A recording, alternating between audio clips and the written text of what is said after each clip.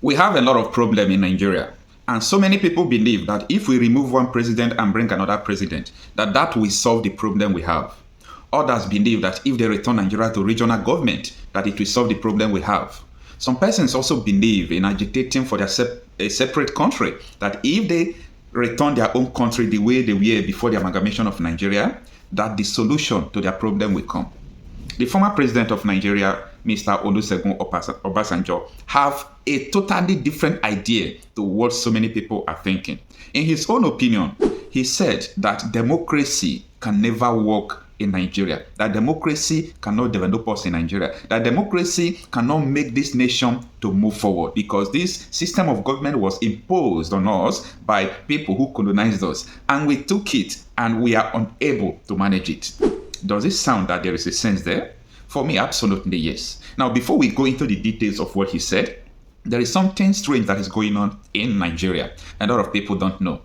The National Assembly, I'm talking about the Senate of the Federal Republic of Nigeria, led by Senator Godswill Akpabio as the Senate President.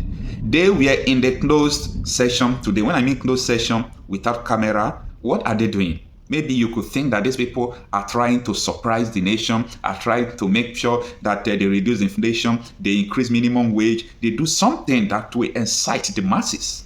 But opposite is the case. They were in a secret session today trying to change the national anthem.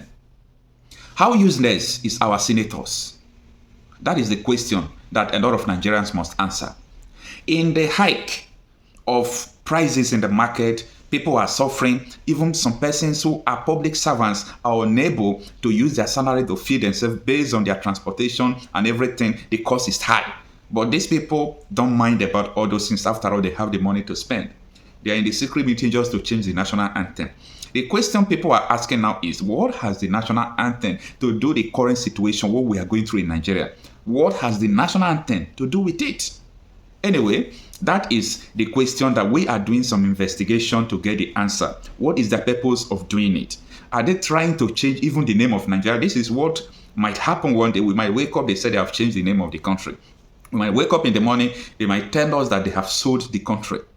In a secret session, for the first time in my life, where I'm hearing that Nigerian Senate was sitting, without a camera on a closed session just to change the national anthem. You know what they did today?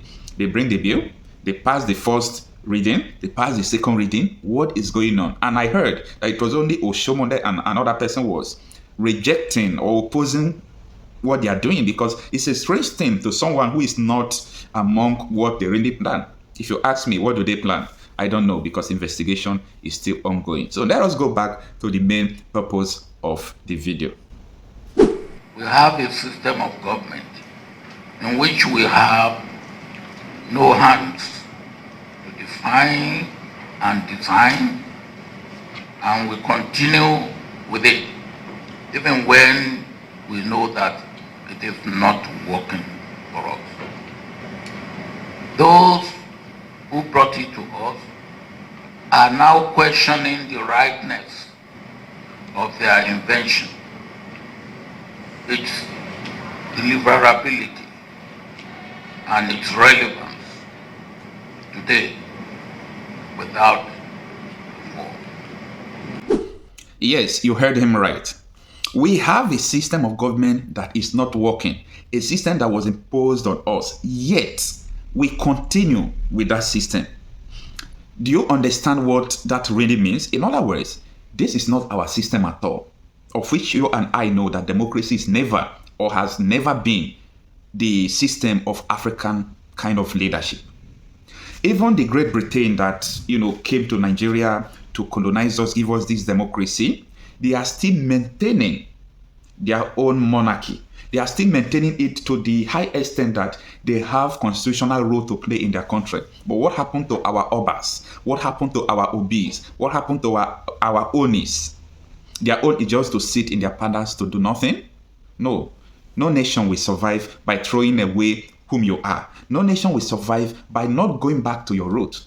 The same Great Britain colonized India, but Indian, they went back to their roots. And that was how they survived, or they are prospering more than almost the whole countries that was colonized by the Great Britain. So what I'm trying to say in essence is that It is time for us to start understanding our problem. Because this is the same thing that Nnamdi Kanu has been saying right from time.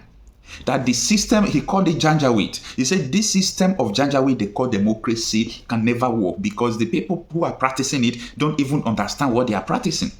But you know, when statements or words came from a man like that, you know what that means. People will think that, oh, he's agitating to leave the country. That is why he's saying it. Is the country really working?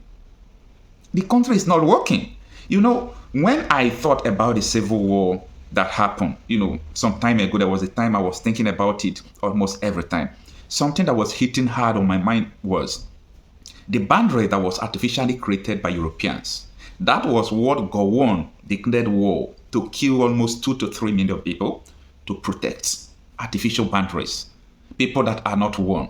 This is the problem that we must understand. And until we get a clear picture of what is going on, with what is wrong with us, why are people dying, what is going on, every day complaining, things are getting worse, and we think that just electing a good president could solve it.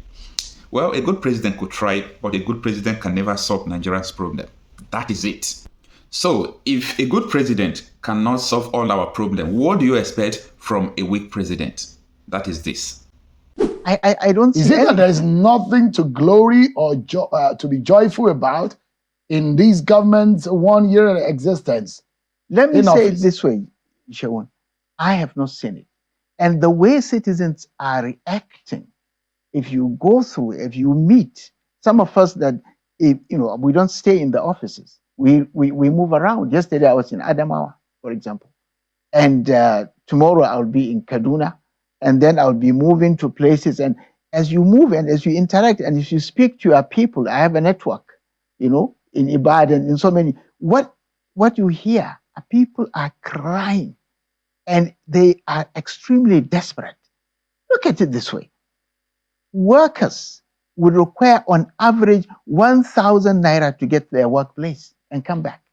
And that's, if you even take 5 days in a week, that's already 20,000.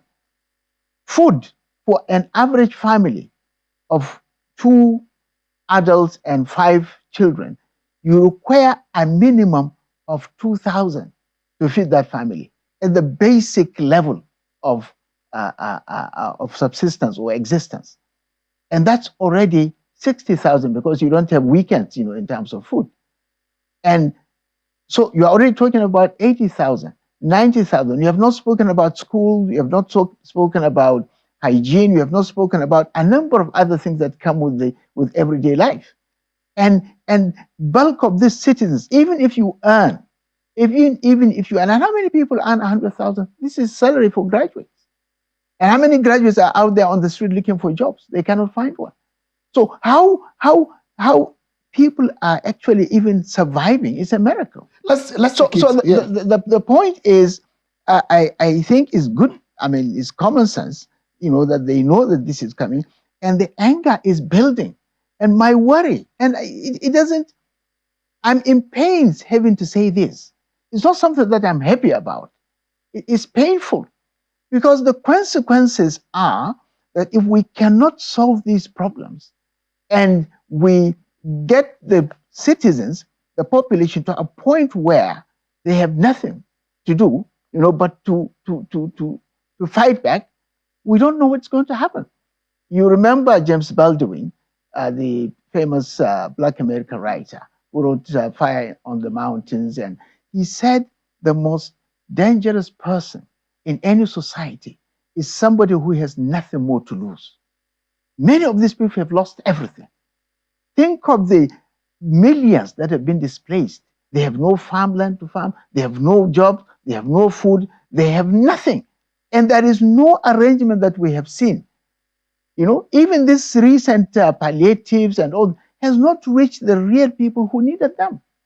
And I said here that government has shown that they are the worst managers of palliatives. And they should be more creative in finding ways that, so what do you expect the citizens to do?